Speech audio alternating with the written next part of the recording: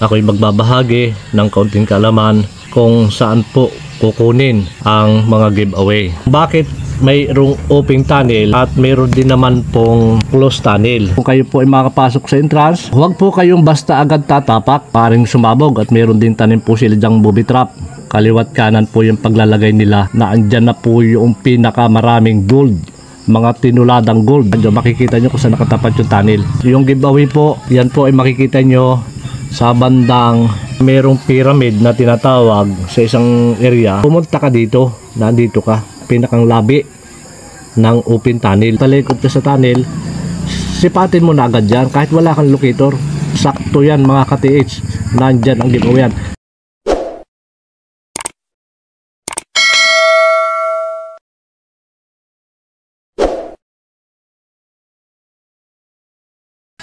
Isang magandang araw po at magandang buhay sa ating lahat mga kababayan, mga ka-TH.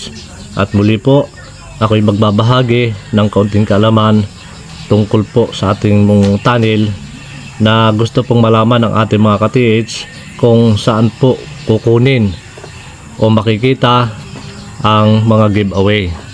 So mga kababayan, muli samahan niyo po ako at huwag din pong kalimutan na mag-like at mag-share na rin po, mag-subscribe sa akin pong mga ginagawang video sa aking YouTube channel, at nawa po ay makatulong ang simpleng kaalaman na ito para po sa ating mga kababayan. So kung itatanong po natin mga kababayan kung bakit mayroong open tunnel at mayroon din naman pong closed tunnel, ayan, closed tunnel. So isa po yan sa mga ginagawa ng mga Hapon na ang tunnel po ay ikinuklose po nila yan dahil isa po dyan yan ay loaded. Talagang marami pong tinuladang gold ang inilagay nila sa loob, lalo na po yan kapag yan po ay naka-closed tunnel. So meron din pong open tunnel na sadya din pong talagang binuksan laan nila yan, at minsan dyan po rin makikita rin po tayo dyan ng giveaway. So ito po na mga ka-TH, itong closed tunnel ay dapat po talaga ay merong history yung lupa na atin pong tinitreasure, at higit po dyan na sadya po yung ginawa ng mga Hapon para maisigurado po nila na yun pong load na inilagay nila sa loob ng tunnel ay hindi po basta makukuha, at hindi rin po basta mahahanap yung entrance po na isinarado ng tunnel. So sa atin po mga kababayan, mga ka-TH na nagtatanong po sa akin kung paano hanapin yung entrance ng tunnel, at yun din po yung exit tunnel, at kahit wala po yung labasan, so may punduhan po yan na tinatawag. At ang paggagawa po mga ka-TH na mga Hapon ng kanilang mga tunnel, yan po ay nakabase po yan do sa kanilang mga ginagawa, na kung gusto po nila ay medyo parang ahas, ya ganyan. So nandito po yung punduhan na dyan po yan isinarado na nila. So dito po yan mga ka-TH, kapag malulukit na po ninyo, mahanap niyo po yung entrance ng tunnel na yan po ay sarado. Una pa lang dyan, ang unang gagawin ninyo ay ilulukit po ninyo yung poison gas, at ilulukit din po ninyo yung bomba, dahil number 1 po yan na kapag ang tunnel ay isinarado ng mga Hapon, dyan po pa lang sa entrance, sa bungad, ay meron na po dyang delikado, mapanganib na po yan, na kapag ang sino mang tao na treasure hunter na basta na lamang po maghuhukay at wala pong kaalam-alam, bubutasin niya po yan. So meron po dyang mga bato na mga nakapile, at meron dyang bato sa pinakang entrance niya na maliit lamang po yan, pero parang patulis siya. Kapag ginalaw mo po yung mga bato, yan po yung babagsak sa pinakang ilalim kung mayroon po yung bomba. So kapag papasok ka po dito sa entrance, ay dapat mo pong ilukit muna yung bomba at saka poison. At higit po malalaman mo dyan kung gaano siya kalalim. Dapat i-estimate mo muna po yung lalim ng bomba at ganoon din po yung lalim ng poison gas, dahil po yan yung isa sa mga ginawa po ng Hapon na pinakang bantay sa bukana po ng entrance ng tunnel, na yan po ay sinarado. So mga kababayan, makakaiwas ka kapag inilukit mo na po yung poison gas kung gaano kalalim at saka pang bomba, pwede mo po siyang iwasan. Pero mag-iingat po kayo dito kapag dyan po kayo dadaan sa entrance. So meron po mga pile na bato dyan at may mga marker na bawat bato po na matatanggal nyo diyan hanggang sa umilalim po kayo, ay meron po kayo dyang matatagpuan na bato po na matulis. Yan, bato po yan na matulis, na yan po ay nakasalpak sa pinakambutas lamang po nito sa entrance. So bukod pa po dyan, ito pa lamang po ay sa kalahati, na yan pong batong ito ay yan po ay nakasalpak yan dyan sa pinakambutas. So ito po ay mga bato na po ito. Kapag makapasok ka dito, mga nakapail na bato yan, at kapag may aangat mo ito at mahuhugot mo yan sa pinakambutas sa takip na yan, dapat mag-iingat po kayo dito. At minsan meron din po dyan mga bato na naka-pile po yan, na kapag hinugot mo ito, lalagtak po yung bato doon sa pinakampin ng bomba. So marami pong naghahangad sa ating mga katis na talagang gustong pumasok po dyan sa entrance. So ito ipapaliwanag ko, kung kayo po ay makapasok sa entrance, ay dapat mag-ingat po kayo. At kapag naandun na po kayo sa loob, sa bukana, sa pinakang labi ng entrance, ika nga nakapasok na kayo. So huwag po kayong basta agad tatapak doon sa pinakang sahig ng entrance ng tunnel. Kapag naandun pala kayo sa bukana, huwag basta kayo tatapak diyan. So kailangan mayroon po kayo dyang metal detector bago kayo tumapak dyan sa mga sahig na yan. Napakahalaga po ang metal detector, na maaring dyan po ay sa sahig na yan, kapag tumapak ka dyan sa sahig ng tunnel, ay yan po ay maaring sumabog at mayroon din tanim po sila dyang booby trap. So ito mga kababayan, yun po yung suggest ko sa iyo. Pag gagamit po, papasok po kayo sa entrance ng tunnel, dapat meron po kayong metal detector na gagamitin, at dapat kumpleto pa rin po, nandyan pa rin po yung gas mask. So kapag nandyan ka na po sa bukana ng tunnel at nakapasok ka na, so ang style po ng tunnel ay katulad din po ng ganito, na parang ginagawa po nilang letter S na sa gusto po nilang design. Yan mga katits. So dito mga katits, nandito ka pala sa bukana ng tunnel. So yan ay parang katulad ng bahay ng iyong kahanggan, na kapag nando ka sa terrace at nakabukas yung pinto sa may terrace, sa unang pintuan ng bahay, ay makikita mo po yung pintuan ng kwarto na naka-open. At ganoon din po dito sa kabila, kaliwat kanan po yung paglalagay nila ng kwarto sa loob. So ibig sabihin mga katiits, kapag ang tunnel po ay isinarado ng Hapon, na andyan na po yung pinakamaraming gold, mga tinuladang gold ang inilalagay po nila dyan sa loob. So ito mga katiits, kapag nandito ka sa bukada, masisilip mo po yan, yung kwarto na dyan po nakakamada yung mga gold. At ganoon din po din sa kabila, kapag inupit po nila yan, dahil sinarado na po nila yan, ay meron din pong kwarto yan na open din po yan, na dyan din po nakakamada yung mga gold. So at meron din po mga kababayan na kapag nandito ko sa entrance, ay hindi mo mapapansin dito sa pinakantagiliran na parang wala po siyang kwarto. So meron po yan na tinatawag po yan na kwarto, na hindi po yan inopen ang pintuan. So yan po ay may distansya 1 metro, na ito po yung loob ng tunnel. So ito po isinarado nila yung pintuan, dahil ito po ay loaded at pinakamahalaga pa rin po yan na mga gold bar, kung yan po ay malalaking gold bar. So meron po yung isinasarado na hindi mo po mabibisto, at ganoon din po din merong open din po yan, open din po dito yan. So ganyan po yung loob ng tunnel.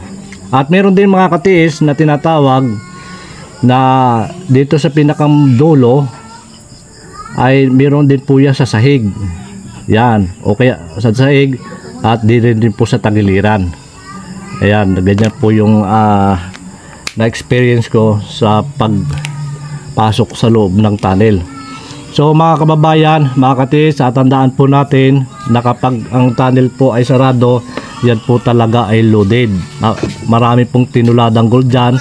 Nadyan na rin po yung Buddha sa parte pong dulo.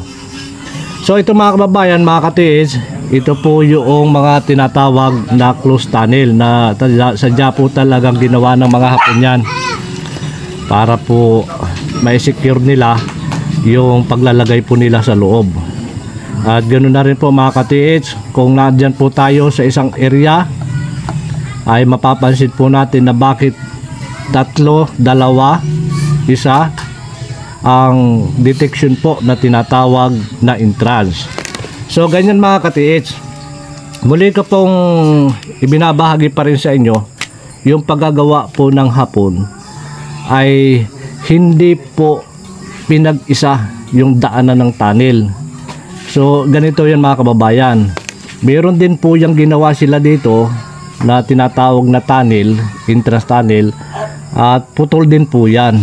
Ganon din po din kung gusto po nila 3 tunnel, putol din po yan, may entrance din po yan at sarado din po yan. Pero dito mga katiis, may mga bato yan dito, may bato yan dito, at yung pinakang tinatamaan niya ng load, halimbawa po dito sa ilalim, may bato rin po yan diyan, may mga bato po yan.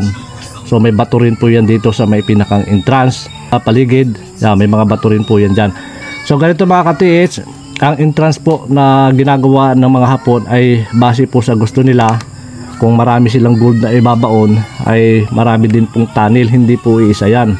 Dahil yan po ay may tunnel dito, may tunnel dito, tunnel din tunnel din. So may mga kanya-kanya pong entrance yan. At meron din po yung mga sarado na sa pinakanduluhan nila. Yan po din yung malulukit ng ating entrance na pang tunnel at exit tunnel, na ibig sabihin kung saan po nagtatapos yung ating tunnel. So ito po yung pamamaraan na ginagawa po ng Hapon na bakit ang daming tunnel. Ayan, samantalang iisa naman yung area. Kapag loaded po, maraming load na inilagay sila. So ginawa po nila yan, sinadya po nila yan para kapag ang treasure hunter ay magaling at nabutas niya po itong entrance ng tunnel, ay hindi po siya makakapasok doon sa mga ilang tunnel. Hindi po yung isang lagusan, dahil kapag nakapasok ka po dyan at ang ginawa po ng Hapon ay isang lagusan lamang, ay kuha mo na lahat yan. Kaya mga kababayan, mas napakatalino po talaga ng Hapon, na kung naglagay sila dito ng mga 10,000 gold tons at dito may mga 5,000 o dito ay 3,000 tons, ganyan din dito, ay hindi po yan talaga makukuha na kahit isang tao, dahil matalino po sila Kapag nga naman nakapasok ang isang treasure hunter dito, kuha na lahat yan. Kapag ang ginawa nila dyan ay isang tunnel na lahat, so ginawa nila ganyan talaga mga katiits, ganyan.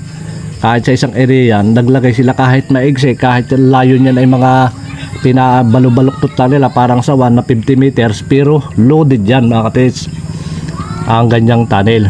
So mga kababayan, mga katiits, ito po yung ito po yung base sa mga na-experience ko sa pagpasok ko sa tunnel. So ganyan po yan, kapag loaded talagang yan po ay sinasarado nila at matalino lamang sila. Talagang ika nga, bago pa nagkaroon ng scanner, bago pa lumabas yung mga satellite na yan, ay bago pa sila nagbaon, ibinabaon pa lang nila yung gold, ay alam na nila na darating yung panahon na lalabas yung mga scanner, yung mga satellite, ay siyempre gagawa na po agad nila ng paraan yan na huwag pong malukit yung mga tinago nila. Nilagyan po nila ng pamblock yan sa ibabaw, at naglagay lamang po sila ng decoy sa malayo na Yan, meron din dyan malayo na yun po ang ilulukit o makikita sa satellite. So ito mga kababayan, meron din po tayong mga open tunnel na ito po yung open tunnel kung paano hanapin yung giveaway. Ganon din po dito sa closed tunnel. Sana mga kababayan, ito po imatagpuan ninyo na mahanap nyo yung entrance, na kung meron kayong pambala dapat talagang importante kung gusto niyo makapasok sa tunnel. Pero sa akin, kailangan po ay magaling kayo pagpapasok dito. Dapat magaling po kayo.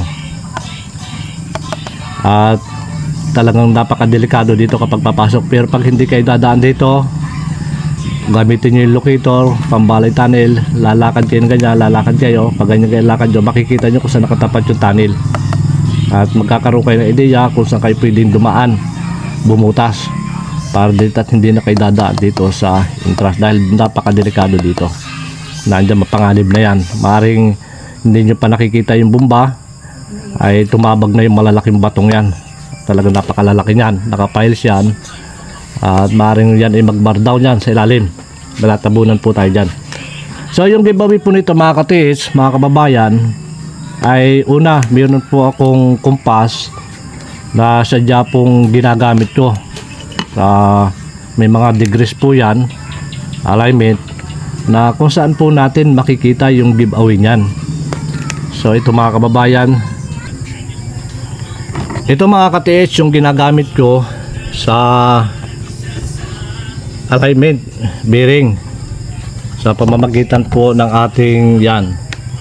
Dapat meron po kayong ganyan, napakahalaga po nyan. At kasamahan nyo din po ng kumpas.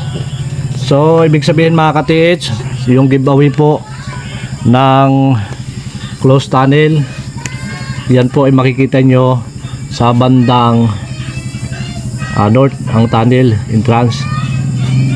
Depende po yan sa mga general, dahil apat po silang pinakamatataas na mga Hapon na kanya-kanya po silang degrees. Hindi po sila pwedeng pumasok doon sa degrees nung isa. Halimbawa po yung isa ay east, yung isa ay south, hindi po silang pwedeng pumasok doon sa degrees ng east kasi kanya-kanya po silang direksyon. So mga kababayan, ang giveaway po ay matatagpuan nyo. Gagamit po kayo ng kumpas. Halimbawa po ito mga katiits, nandito kayo sa posisyong ito ng entrance. Ito po yung east. Ayan, dito kayo babase 120 degrees. Yan, 4 meters po yan. Nandiyan po yung giveaway, may bato po yan. At pag wala po dito sa 120 degrees, pasok po kayo sa 150 degrees, 5 meters. Nandyan po yung giveaway nyan. Nandyan po yan mga ka-TH. At ganoon din po mga kababayan, sa paghanap nyo pa rin po ng giveaway sa mga closed tunnel, meron din po yung tinatawag na mga pyramid na bato. So ang style po ng pyramid na bato, yan po yung nakaganyan. Yan po yung tinatawag na pyramid.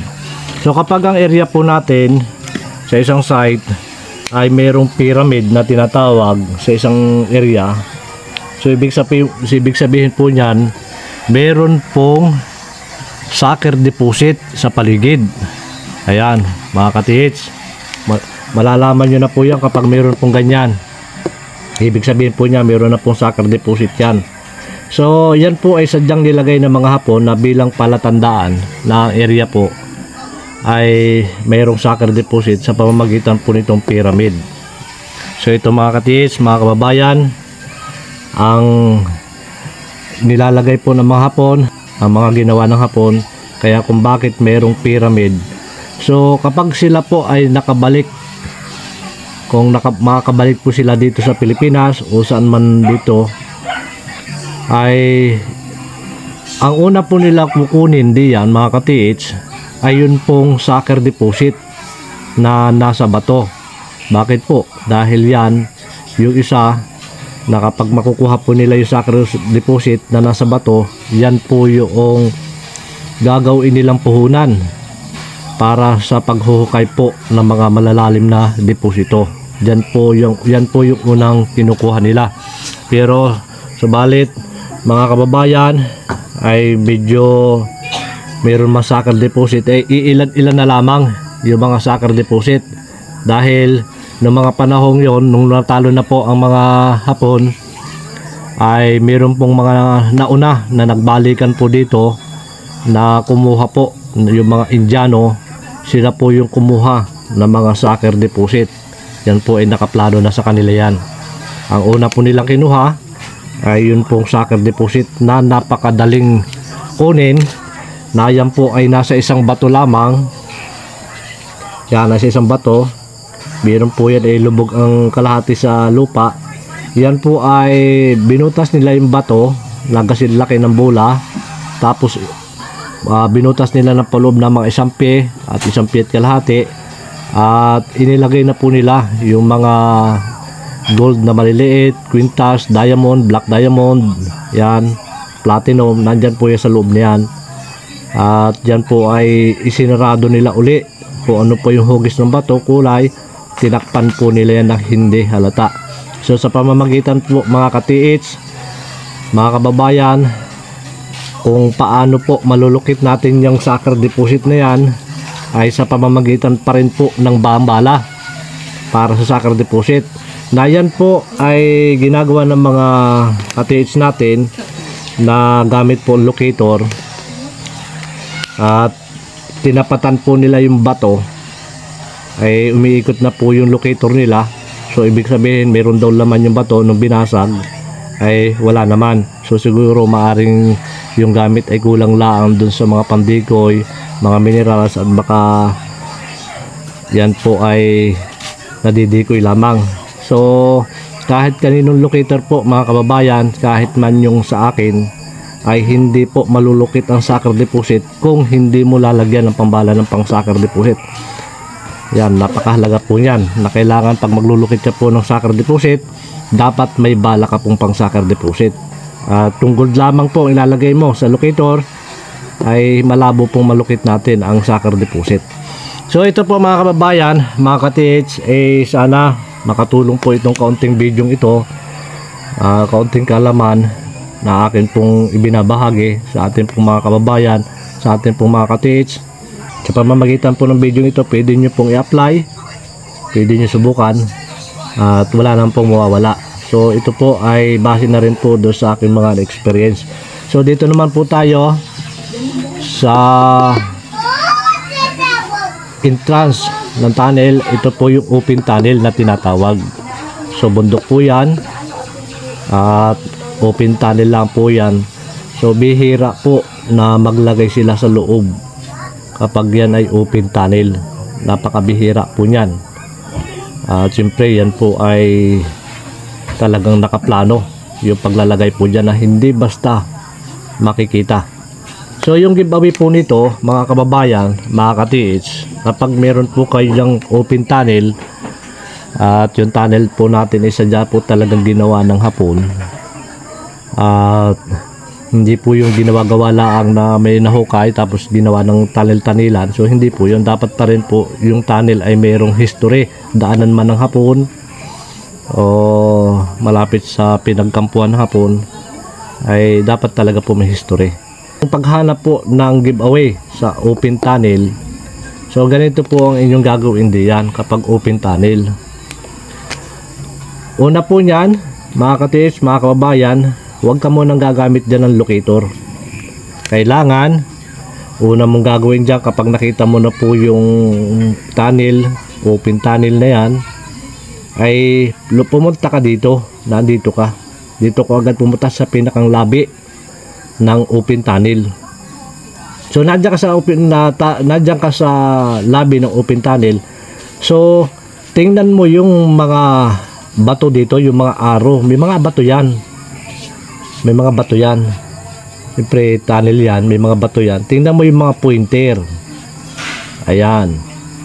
Kailangan dapat basahin mo rin yung mga marker, may mga marker din po dyan, may mga pointer na bato, na mga tulis na bato. Kung ito po ay bato na pointer at ito po ay pointer din bato.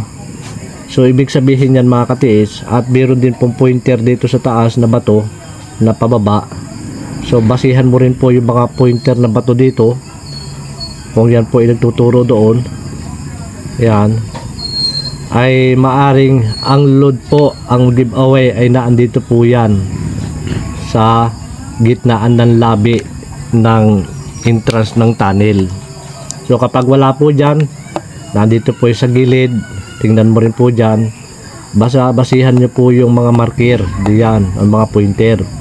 At pagkatapos dyan mga katiits, tumingala ka, tingnan mo po yung mga sari-sari po mga design ng bato, kung magpapanog pa po dito sa mga pointer din po yan. Titingnan mo po yan kung may mga box type diyan na nakasulat, tingnan mo po yan. So isa po dyan yung naging kasama ko na Koreano. So talagang masasabi po natin na siya po ay isa sa mga batikan na treasure hunter. So siya ay walang dalang locator. Sinama ko siya sa tunnel. So ang ginawa niya, ang Koreano hindi talaga, minsan merong mga hindi gumagamit ng locator eh. Sa sarili lang niyang isip, sa sarili niyang pananaw, tumayo siya dito. At ang ginawa din po niya ay humakbang lang siya papaganon. Yan. So ganyan po yan mga katiits. Ang gagawin dyan mga katiits, ang ginawa po dyan ng Koreano ay kumbaga gusto nilang pang sarili lang nila eh. Yung iniisip nila, hahakbang sila, tanungin mo, hindi sila nagsasabi ng totoo, puro pang sarili lang sila. At hakbang-hakbang, tanong mo kung anong hinahakbang, eh wala, bilang lang daw, nagtitingin ng tubig, volume ng tubig. So hindi yun, hindi tama yun. So ganito mga katiis, mga kababayan, pag naandito ka na sa areang ito, natingnan mo na yan, tumingin ka rin dito sa palibot at sa mga supporter na mga bato sa paligid. So palabas lagi mga pointer, palabas. Ang gawin mo dito mga katiits, siyempre nakaharap ka dyan sa tunnel, tatalikod ka. Dito ka na nakaharap, dito na, hindi ka na nakaharap doon, talikuran mo itong tunnel. So gamitin mo yung code, yung guidance, yung guide natin sa mga ganito. Kuhanin mo dito yung direksyon.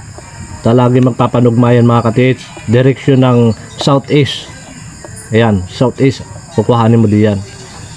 Kumuha ka ng southeast, 120 degrees din yan. May bato po yan mga kababayan. Talagang hindi po yan mawawala yung bato. Maliit lang po yan pero nakabound niya sa lupa. Hindi po mawawala yan. Pag wala po yan, nandito pa rin po yan sa 150 degrees. Basta lalampas na konti yan, 150 degrees at 5 meters yan. Ari naman isa 150 degrees. Ari namang isa ay 120 degrees. Yan, mas ito 4 meters at ito ay 5 meters. So yan mga katiits, isa po yan sa mga na-experience ko rin yan, na pag wala po dito, nandito po yan. Basta pag nakatayo ka dito sa lugar na ito, nakatalikod ka sa tunnel, sipatin mo na agad dyan kahit wala kang locator. Alam mo yung is, nandito yung is. Yan, nandito yung is. So sipatin, nakatayo ka pa lang dito, iniisip mo pa lamang may bato na agad dyan. Tansyahin mo na agad dyan kung may 5 meters. Pag wala dyan 5 meters, bakit may bato dito? Tansyahin mo yan kung may 4 meter. Sakto yan mga katiits. Nandyan ang giveaway yan. Ang pinakamalalim yan, hindi pa abot ng 7 meters. Palalim ang giveaway ng open tunnel. Ayan mga kababayan, napakahalaga po yan. Dyan po, dyan nyo makukuha yung yun pong mga giveaway ng open tunnel. At sa dito naman po sa closed tunnel ay mayroon po yung pyramid. Tatandaan nyo po yan. So yung malalaman nyo mga katiis, kung hindi man inyo yung lupa na inyong tinitreasure, may tatanong nyo sa may-ari, sa kanino-ninuan nung ama nung may-ari, na yung history ng lupa at abot niya, ay makikita nyo rin sa mga area niya na mayroong mga bato na may tatak na tunnel. So nagtatanong kayo sa may-ari kung mayroon ba ditong tunnel, ay walang masabi sa inyo yung may-ari. Pero may sa mga bato makikita nyo yung marker ng tunnel. Talagang may tunnel. Alam naman po natin yung marker ng tunnel. So magkakaroon kayo ng ideya na ang lupa ay may tunnel sa ilalim. So yun yung ginawa ng Hapon. Na sadya talagang mga kababayan, sadya talagang yan ay isinarado ng Hapon sapagkat yan po ay loaded. At mahalaga din po na malaman ninyo na kung may tunnel pong tatlo sa isang area, hindi po yan pinag-isa, pinag-tatlo po yan. Pinag-tatlo din ang entrance. Dahil kung iisal man yan mga katiits, kung iisang dire-diretso yan, pag ino-open po itong isang tunnel at nakapasok po sila, dire-diretso kuha na po lahat yan. Kaya ganun po katalino yung Hapon kung bakit papaano po nila yan ginawa. Kaya mga kababayan, mga katiits, muli po sana nakatulong po ang konting video ito, konting kaalaman at akin po ibinabahagi para po sa ating mga kababayan, sa ating mga katiits na napapasok po sa pagiging treasure hunter. At dalangin ko po na pagpalain kayo at maging matagumpay sa inyong hinahangad. Maraming salamat mga kababayan, mga katiits, at huwag pong kalimutan mag-subscribe. Ay, subscribe naman po at pakishare na rin po sa ating mga kasama. Yan mga kababayan, maraming salamat po muli sa inyong lahat at pagpalain po tayo ng maraming biyaya at higit po ang isang magandang kalusugan.